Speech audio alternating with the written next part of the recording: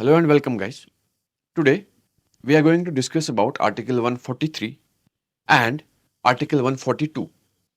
Article 142 ये कहता है एक कंप्लीट जस्टिस की बात करता है जिसमें जो कोई भी लॉ हमारे पास है या कॉन्स्टिट्यूशन में किसी जगह लीगल लेक्यूनाज हैं, कहीं पे कुछ कमियां हैं, कुछ डिफिशिएंसीज हैं, तो वहां पे कोर्ट के पास एक extraordinary power under article 142 present है जिसके अंदर वो कंप्लीट जस्टिस प्रोवाइड कर देते हैं। इसी के बारे में हम आपको आज थोड़ा आइडिया देंगे, हम आपको थोड़ा समझाएंगे later. Under article 143 recently president of India ने एक रेफरेंस सॉर्ट किया है सुप्रीम कोर्ट से। तो वो रेफरेंस क्या है, why that reference is there, ये रेफरेंस क्यों आया और उसकी इम्प्लीकेशंस क्या है, लीगल इम्प्लीकेशंस क्या है, वो हम आज उसके बारे में हम आज थोड़ा पढ़ेंगे। अंडरस्टूड? सबसे पहले a very important thing to understand is what is article 142.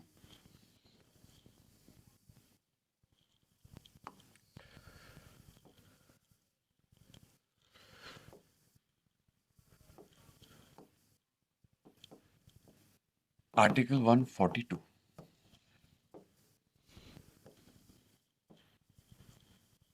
Here, it's a unique provision in the Constitution which allows Supreme Court to do a complete justice. Now, the question arises here, ये complete justice क्या होता है? ठीक है? There was a case where a student, he was a student जिसको एक IIT Dhanbad में जिसको एडमिशन, जिसने बड़ी मेहनत करके एक कैटेगरी, एक किसी शेड्यूल कास्ट कैटेगरी से था। ठीक, वो स्टूडेंट ने बड़ी मेहनत से उस कॉलेज में एडमिशन लिया था। After being admitted in the college, he was not able to pay the fee. 17,000 something was the amount he has to pay. वो फीस नहीं कर पा रहा था, वहां पे पे नहीं कर पा रहा था फी, जिसके चक्कर में आईआईटी की एडमिनिस्ट्रेशन ने उसका एडमिशन कैंसिल किया था। Later he went to court. वो केस सुप्रीम कोर्ट चला गया and Supreme Court in this matter highlighted that कि इस बच्चे के साथ इसने बड़ी मेहनत से, बड़ी लगन से, बड़ा मेहनत करके अपना मेरिट लिस्ट में नाम लाया एंड एडमिशन ले पाया। Though he has not been able to pay the fee, तो उन्होंने उसका जो है उसका डिग्री भी कैंसिल नहीं किया, उसका एडमिशन कैंसिल भी नहीं किया and they allowed him to pay the fee as well. तो इस कॉन्टेक्स्ट में या इस मामले में दोनों पार्टीज के साथ जस्टिस हो गया। ये कोर्ट के पास एक एक्स्ट्राऑर्डिनरी पावर है। नॉर्मली क्या होता है इन आवर कॉन्स्टिट्यूशन, या जो लीगल लूप होल्स रहते हैं, कहीं कहीं पे कुछ एरियाज ऐसे होते हैं जहां पे कॉन्स्टिट्यूशन उनको टच नहीं करता है, तो उन एरियाज के लिए, उन एरिया जहां पे भी उनके मामले में अगर केस चला जाता है सुप्रीम कोर्ट में, तो सुप्रीम कोर्ट अंडर आर्टिकल 142 वहां पे जस्टिस इंश्योर करता है। इट मीन्स दैट जहां पे भी लीगल लूप होल रहता है, जहां पे भी स्टेचूटरी रेलिवेंस नहीं है, जहां स्टेचूट उसके लिए, उस पर्टिकुलर चीज के लिए स्टेचूट्स अवेलेबल नहीं है हमारे पास, ठीक है, वहां पे Supreme Court has a power to use 142, जहां पे वो जस्टिस को एंश्योर करता है। This thing has to be kept in mind, right? Here to secure complete justice, this is the idea. Now over a period of time ये इसका evolution, या इस 142 का एवोल्यूशन बहुत अलग अलग तरीकों से हो गया। सबसे पहले 1962 1962 से लेके 2025 तक there has been lot of changes इसके एवोल्यूशन के प्रोसेस में, या how courts have interpreted different laws, या कैसे इसका इस्तेमाल किया कोर्ट्स ने, उस सब के बारे में हम थोड़ा इसका ब्रीफ आइडिया दे देते हैं। Before that there was a recent study conducted by the Indian Institute of Management Ahmedabad, जिसमें उन्होंने कहा था कि अभी तक कोर्ट्स ने आर्टिकल 142 का इस्तेमाल 1950 से लेके 2023 तक 1579 टाइम्स किया। From 1950 to 2023 article 42 was used in different, जो कोर्ट्स की जो जितने भी डायरेक्टिव्स थे या कोर्ट्स में जितने भी केसेस में उन्होंने अपनी सुनवाई दी है, उन सब मामलों में इसका इस्तेमाल, आर्टिकल 142 का इस्तेमाल, it has been there 1579 times, ठीक है। Most often this, mostly in civil cases this was done. All right, but the study also found that court has explicitly used this article, particularly 142, in 791 cases. This means this article has been significantly used by the Supreme Court as a tool to ensure justice. Now we'll understand how the interpretation of Article 140 through 142 has been done by the Supreme Court over the years. सबसे पहले हमको ये समझना है कि इसका जो context है 142 का, in the initial when the constitution was made, the interpretation was left entirely with the courts. Courts supreme court के पास ये चीज रखी गई थी कि you have the power to interpret anything under Article 142. It was kept with the court itself. But later court ने अलग अलग टाइम पे इस चीज को अलग अलग तरीकों से इंटरप्रेट करने की कोशिश की. Initially in 1962 in the Premchand Garg case, court ने क्या कहा था? The court has been called to examine upon कि आर्टिकल 142 का इस्तेमाल करने से क्या आर्टिकल 32 जो कॉन्स्टिट्यूशनल रेमेडीज हमारे पास अवेलेबल है उससे उस पे इंपैक्ट क्या पड़ सकता है. मतलब आर्टिकल 142 के इस्तेमाल से क्या 32 आर्टिकल इरेलेवेंट हो रहा है या इसके इस्तेमाल से 32 आर्टिकल पे कोई असर तो नहीं पड़ रहा. लेटर इसी केस में एक जजमेंट पास हो गई थी. जस्टिस गजेंद्र गडकर ने एक जजमेंट पास किया था. उन्होंने कहा था कि ये जो आर्टिकल 142 का इस्तेमाल है, it does not have to be it does not have to be inconsistent with the laws present in our constitution. मतलब जो हमारे पास किसी लॉ है, कॉन्स्टिट्यूशन है, आर्टिकल्स है या लॉ स्टैट्यूट्स हैं जो बाद में लॉज भी बने, आर्टिकल 142 का इस्तेमाल वहीं पे किया जाए जहां पे डिफिशिएंसी हो. ऐसा नहीं हो सकता आप 142 का इस्तेमाल करोगे जो ऑलरेडी लॉ बना हुआ है उसको इरेलेवेंट बनाओगे. This was the context of Justice Gajendra Gadkar. ठीक है, now let's read it out that in order to secure complete justice, it must not only be consistent with the fundamental rights guaranteed by the Constitution, but cannot be inconsistent with the substantive provisions of the relevant statutory laws. मतलब article 142 का इस्तेमाल हमको ऐसे करना है, it has to be consistent with the fundamental rights, plus it must not be inconsistent with the already existing laws in our country. मतलब इसका इस्तेमाल वहां पे किया जाए जहां पे लीगल वैक्यूम अवेलेबल है, जहां पे लीगल वैक्यूम है उधर ही इसका इस्तेमाल होना चाहिए. This was the context of Justice Gajendragadkar. Later in Delhi judicial service association case in 1991, the top court noted that it is the powers under article 142 were entirely of different level. Since मैंने initially बताया था कि constituent assembly ने article 142 का इस्तेमाल, इसकी interpretation, it was entirely put on courts to do it the way they wanted.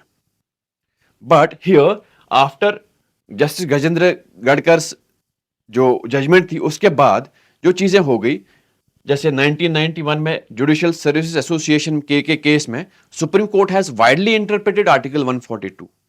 उन्होंने कहा था कि it gives special powers to the supreme Court to interpret the constitution. मतलब इसको सुप्रीम आर्टिकल की तरह उन्होंने इस्तेमाल करने की कोशिश की.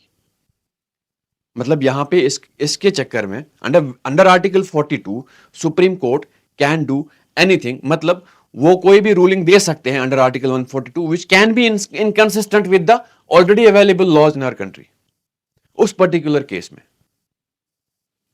Alright, moving forward, later in Vinay Chandra Mishra in 1995, article 142 the bench said it was constitutional power that cannot be limited. मतलब इसका लिमिट सिर्फ वैक्यूम की तरह इस्तेमाल, वैक्यूम के टाइम इस्तेमाल करना नहीं था. रादर दे थॉट कि ये इसकी प्रोविजन, सिंस ये कॉन्स्टिट्यूशनल गारंटी है, कॉन्स्टिट्यूशन ने कोर्ट को ये राइट दिया है, इसलिए उसका इस्तेमाल क्वाइट वाइडली होना चाहिए. This was what court interpreted. मतलब ये था कि आफ्टर द इनिशियल जजमेंट, ठीक है, जहां पे कोर्ट ने कहा कि ये लॉज के साथ जो हमारे कंट्री में स्टैट्यूट्स हैं, लॉज है या कॉन्स्टिट्यूशन है, उसके अगेंस्ट में 142 का इस्तेमाल नहीं किया जा सकता. बट लेटर कोर्ट ने कहा कि नहीं, हमारे पास तो वाइड पावर्स हैं अंडर आर्टिकल 142, हम इसका इस्तेमाल अपने इंटरप्रिटेशन के हिसाब से कर लेंगे, though that interpretation is inconsistent with the available statutes in our country. Later, in Supreme Court Bar Association case in 1998, a five-judge bench held that Article 142 could not supplant the existing substantive laws applicable to the case. मतलब जो already laws हैं इस case में court ने कहा जो already existing laws हैं उनको हटा नहीं सकता, रादर जहां पे लॉ नहीं है वहां पे इसका इस्तेमाल किया जा सकता है। हटा नहीं सकता या लॉज के खिलाफ नहीं जा सकता, बट अगर लॉज के खिलाफ जाता है तो मतलब फिर पार्लियामेंट का काम क्या है? पार्लियामेंट का काम है लॉ बनाना। अगर 142 का इस्तेमाल ऐसे किया जाए कि लॉ के अगेंस्ट में आप अपनी रूलिंग दे तो मतलब फिर पार्लियामेंट इररिलेवेंट हो गया, है ना। This was the context of this case. इसका मतलब यह है कि जहां पे लॉ प्रेजेंट है उस लॉ को रिप्लेस नहीं कर सकते आप अपनी रूलिंग से, right. Later, over a period of time, again, there has been a shift in the use of 142. जैसे कोर्ट ने इसका इस्तेमाल टू बैन लिक्वर, शराब की पाबंदी, जो हाईवेज पे शराब बेचा जाता था, कोर्ट ने अपनी रूलिंग में बोला कि 500 मीटर के दायरे, 500 मीटर के आसपास, हाईवे के आसपास आप शराब नहीं बेच सकते। It put a complete ban all around the country, ठीक। तो इस केस में court was widely criticised because it was seen as judicial overreach of the court. Court को ये बोला गया था कि ये कोर्ट का काम नहीं है, it's a job of executive and the legislature to legislate upon this, but not the job of court to do this. But court ने इस मामले में भी आर्टिकल 142 का इस्तेमाल किया था। So will have to understand here later. Now the situation as of now, recent case जो अभी तमिलनाडु में state of Tamil Nadu versus the governor of Tamil Nadu, जहां पे कुछ बिल्स पे there were 10 bills which were pending with the governor, जो बाद में उन्होंने फिर से पास की थी वहां की लेजिस्लेचर ने, तमिलनाडु के लेजिस्लेचर ने, लेकिन बाद में तमिलनाडु के गवर्नर ने उन बिल्स को प्रेसिडेंट की कंसिडरेशन के लिए भेजा गया था, ठीक है। तो इस मामले में अगेन कोर्ट ने अपनी रूलिंग में यह कहा कि आर्टिकल 200 और आर्टिकल 201 में there is no time limit given by the constitution या गिवन इन द कॉन्स्टिट्यूशन। उस टाइम लिमिट के ना होने के चक्कर में इसका इस्तेमाल बड़ा वाइडली हो रहा है, जो पार्लियामेंट्री डेमोक्रेसी के इनकंसिस्टेंट है, उसके खिलाफ है। तो कोर्ट ने बोला कि नहीं, let's address this vacuum. They used article 142 here again. उन्होंने बोला let's address this vacuum so that governor does its act according to the ethics of the parliamentary democracy in our country, जो एक ethics, morals या values of democratic parliamentary democracy है, जिसमें आप bills पे बैठ के आप उसको अनडेमोक्रेटिक, इलीगल बोला कोर्ट ने कि बिल्स आप अनलिमिटेड टाइम तक अपने टेबल पर नहीं रख सकते। अगर वो बिल्स लेजिस्लेटिव असेंबली ने फिर से पास की तो you have 1 month to put a signature on it, otherwise they are deemed to be passed. तो कोर्ट ने कहा कि वो जो 10 बिल्स हैं उनमें से कुछ bills they are deemed to be passed. तो this put a condition on the president as well, all right. तो प्रेसिडेंट जब वो पार्लियामेंट की बिल, अगर वो गवर्नर ने, जो स्टेट लेजिस्लेचर की बिल है वो अगर गवर्नर के पास जाती है, गवर्नर उनको वापस भेजता है फॉर रिकंसिडरेशन के लिए, अगर वो फिर से पास होकर गवर्नर के पास जाती है तो गवर्नर हैज टू साइन। लेकिन गवर्नर ने वो बिल्स प्रेसिडेंट की कंसिडरेशन के लिए भेजी थी, ठीक है। तो ये पूरा केस था एक्चुअली। इस पूरे केस में कोर्ट ने 142 का इस्तेमाल किया। इस केस के दायरे में जब वो बिल्स प्रेसिडेंट के पास गई थी तो कोर्ट ने अंडर आर्टिकल 201 प्रेसिडेंट को भी टाइम लिमिट डाल दिया। उसके टाइम लिमिट को कट करके 1 month में उसको वो बिल्स वापस भेजनी है। तो मतलब ये जो एसेंट था, यहां पे टाइम लिमिट कॉन्स्टिट्यूशन ने भी नहीं दिया था, court has put a limit on the powers, particularly on the powers of governor. And when that bill is sent for the president's consideration, तो वहां पे भी कोर्ट ने कुछ लिमिट्स डाल दी टाइम की। तो इस पूरे केस के चक्कर में हमारे जो वाइस प्रेसिडेंट साहब थे उन्होंने कहा कि ये जो पूरा 142 का इस्तेमाल है, it's a nuclear missile available with the courts 24/7। अब लेट्स अंडरस्टैंड, क्या ये वाकई न्यूक्लियर मिसाइल है? ठीक है, here Article 142 has become a nuclear missile against the democratic forces available with the courts 24/7. This was the exact word. These were the exact words as said by the Vice President. Here, क्या ये वाकई nuclear missile है? Now we'll have to understand some points here. पहला, हमारा जो constitution है right? It has always been said that it's an organic thing.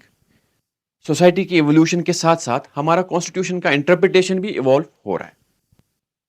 तो जाहिर सी बात है, जब कोई कॉन्स्टिट्यूशन या कोई आर्टिकल किसी पर्टिकुलर चीज को कोर्ट की इंटरप्रिटेशन के लिए रखता है, तो courts will interpret it in a different manner over a period of time.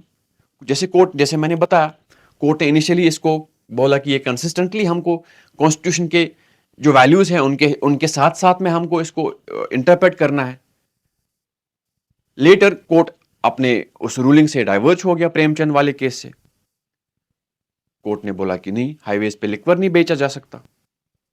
अभी कोर्ट ने प्रेसिडेंट के पावर्स या गवर्नर के पावर्स पे लिमिट डाल दिया, टाइम लिमिट डाल दिया. तो ऐसा लग रहा है कि court is also inconsistent in use of its powers under 142. Alright, here पहली चीज, because of the organic nature of the constitution and because of the way it was left for the courts to interpret under article 142, तो चीजें ऐसे हो गई. पहली चीज. दूसरी, अगर रूल ऑफ लॉ एस्टैब्लिश करना है, ये एग्जीक्यूटिव का काम है. Right? Executive establishes the rule of law. अगर executive rule of law establish करने में कहीं पे कोताही बरतता है, कहीं कमियां रहती है, तो there are always the other organs of the government who step in. The court is something good to go. It's easy for the courts to fill that vacuum. तो उनके पास पावर क्या है वो वैक्यूम फिल करने का? That is 142. Second point. Third point. There is a fine line between judicial restraint and judicial overreach. अब इस fine line को मेंटेन करना is quite tough for the court sometimes, क्योंकि जैसे मैंने पहले ही बताया, there are legal vacuums, there is executive, जहां पे एग्जीक्यूटिव अपना एक्शन नहीं कर पाता है पूरी तरह, तो कोर्ट्स आके काम करते हैं. तो इस चीज को बैलेंस करना कोर्ट्स के लिए बहुत मुश्किल होता है. That's why courts are accused of using like this 142 is as said by the vice president, ये न्यूक्लियर मिसाइल है. बट 142 को यूज कोर्ट ने बहुत अच्छी तरह बीच में किया भी है. कोर्ट ने जयललिता के केस के मामले में 142 का यूज नहीं किया, बट वहां पे डिमांड था 142 का यूज करें, कोर्ट ने मना किया. Right? So all these things have happened in our country. I don't see it as a nuclear missile. It's rather कि एक डिफरेंट टाइम्स पे डिफरेंट इंटरप्रिटेशंस कोर्ट ने की है. जहां पे एग्जीक्यूटिव का वैक्यूम है, जहां पे लेजिस्लेचर का वैक्यूम है, वहां पे कोर्ट 142 का यूज करते हैं, भले ही वो इनकंसिस्टेंट हो बाकी या हमारे कॉन्स्टिट्यूशनल वैल्यूज के खिलाफ हो. But courts will definitely use 142 as a means. This is the view point on it.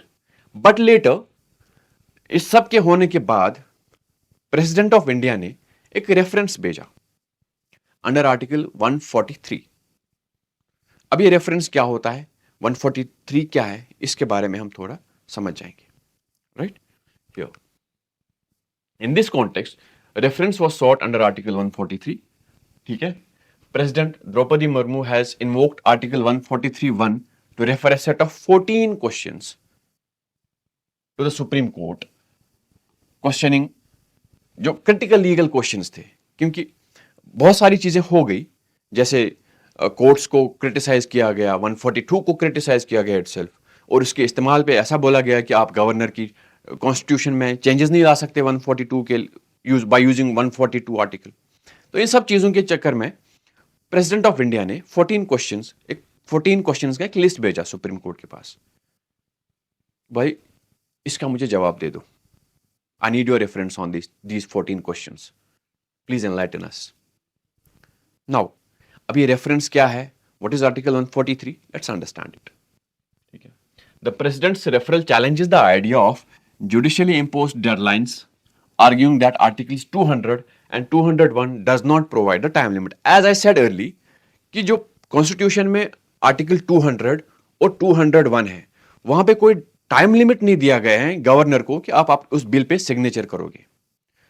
ठीक है? जब कोई बिल गवर्नर के पास चला जाता है, स्टेट लेजिस्लेचर के पास होने के बाद, तो उसके पास टाइम लिमिट नहीं है, उसके पास ऑप्शंस हैं. वो वापस भेज सकता है, वो विदहल्ड कर सकता है या वो प्रेसिडेंट की कंसिडरेशन के लिए भेज सकता है, but there was no time limit given. तो कोर्ट ने, प्रेसिडेंट ने अपने क्वेश्चन ईयर में वही कहा कि भाई आप मुझे ये बताओ कि क्या आप इसको टाइम लिमिट डाल सकते हो, जबकि कॉन्स्टिट्यूशन ने टाइम लिमिट नहीं दिया था। ठीक है, तो इस सब के प्रोसेस में देयर आर सम इश्यूज, तो लेट्स अंडरस्टैंड दिस। पहला हम ये बात समझ जाएंगे कि what is article 143। Okay, here under article 143 president किसी भी लीगल मामले को लेके कोर्ट से एक रेफरेंस ले सकता है, सलाह ले सकता है, मशवरा जिसको हम कहते हैं कि भाई मुझे ये बताओ कि इस लीगल मामले में अपनी टिप्पणी दे दो, अपनी राय दे दो कि क्या सही है क्या गलत है कोर्ट के नजरों में। मतलब दिस गोज, इसका कॉन्टेक्स्ट समझे, इसका पर्सपेक्टिव समझे आप। कोई मामला है, प्रेसिडेंट उस मामले को, वहां पे अगर प्रेसिडेंट को लगता है कि यहां पे एक लीगल मामला है, बन सकता है, तो प्रेसिडेंट वहां पे रेफरेंस मांगता है कोर्ट से। भाई आप मुझे ये बताओ कि इस मामले में what is the legal norm, what is the procedure to be adopted. ये कोर्ट का ओपिनियन होता है। ठीक है, तो वो रेफरेंस जो है तो वो एक वैलिड पॉइंट बनता है कि भाई कोर्ट एक ओपिनियन देता है, कोर्ट की नजरों में ये चीज सही है, ये चीज गलत है, तो that itself becomes very valid. ठीक है, तो president is empowered to refer any matter to the supreme court, जहां पे वो उसकी एडवाइस मांग सकता है किसी भी लीगल मामले में। That is what article 143 is all about. लेकिन there is a catch in here. That catch is कि जो कोर्ट है, Supreme Court particularly, is not bound to give that advice. Supreme Court can send those questions as it is वापस। Supreme Court bound नहीं है अपना reference देने के लिए, या सुप्रीम कोर्ट उस क्वेश्चनियर को या उस क्वेश्चन को या उस जो प्रेसिडेंट रेफरेंस मांग रहा है उसको एज इट इज वापस भेज सकता है। Court is not bound. ठीक है, but here there comes an important matter, as I said, कि सुप्रीम कोर्ट का ओपिनियन जो होता है इट मैटर्स। ऐसा हो नहीं सकता, as said by justice Chandrachud, ऐसा हो नहीं सकता कि कोर्ट रूलिंग कुछ और दे दे और रेफरेंस में अपना ओपिनियन कुछ और दे दे। जो रेफरेंस होता है ये बाइंडिंग नहीं होता है प्रेसिडेंट पे भी, neither it's binding on the other courts और बाइंडिंग टू द लेजिस्लेचर्स और एनीवेयर इन द कंट्री। ये एक ओपिनियन है कोर्ट का, but it carries that weight. Justice Chandrachud ने सही कहा था कि आप रूलिंग कुछ और देंगे, रेफरेंस में अपना ओपिनियन कुछ और दोगे, ऐसा पॉसिबल नहीं हो सकता। तो वहां पे दो चेहरे हो गए ना कोर्ट के। मैं रूलिंग में बोलूंगा नहीं मैंने तो अच्छा किया 142 का इस्तेमाल करके, लेकिन ओपिनियन में बोल रहा हूं नहीं ये गलत बात है 142 का इस्तेमाल करना। ऐसा नहीं कर सकते। तो अगर कोर्ट ने इस मामले में रेफरेंस जो प्रेसिडेंट ने भेजा है उनको आंसर किया, तो will have to wait till the court answers that reference questions. किस तरह से कोर्ट उसको देख रही है, कोर्ट का नजरिया क्या है इस मामले में, all will understand. So there are these 10 questions were something like this.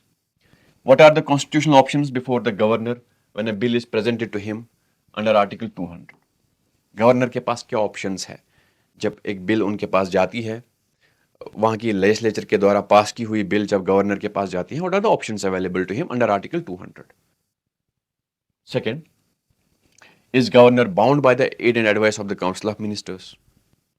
तीसरा, is governor's constitutional discretion under Article 200 justiciable? So these are a list of 14 questions. So we will all understand once the court का opinion क्या होगा, court answer देगा या नहीं देगा अपना opinion, ये सारी चीजों के बाद ही इस मामले में क्लैरिटी आएगी। But as of now there are two things, major things जो हमको समझना पड़ेगा।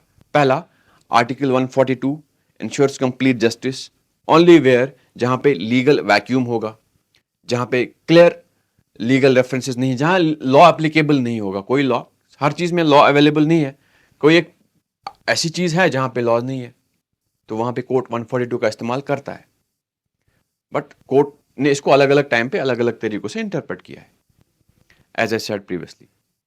सेकेंड पॉइंट, कोर्ट ने state of Tamil Nadu versus governor of Tamil Nadu के मामले में गवर्नर पे जो उनके टाइम लिमिट जो नहीं था अंडर आर्टिकल 200 एंड 201, वहां पे टाइम लिमिट डाला हुआ है टू एस्टैब्लिश द क्या बोलते हैं उसको, सुप्रीमेसी ऑफ द पार्लियामेंट या parliamentary democracy in our country.